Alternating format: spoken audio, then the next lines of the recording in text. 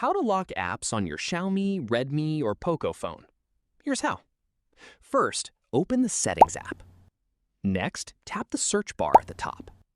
Now, search for App Lock. Select App Lock from the search results. Tap Turn On.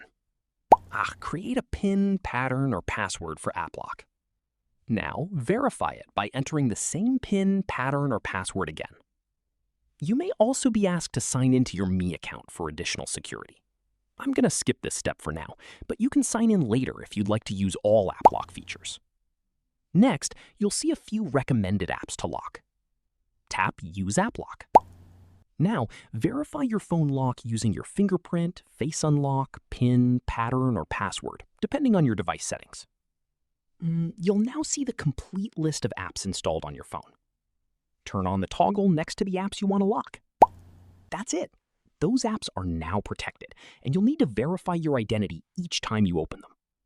If this tutorial helped you, hit the like button, subscribe for more quick and easy Android tutorials, and I'll see you in the next one.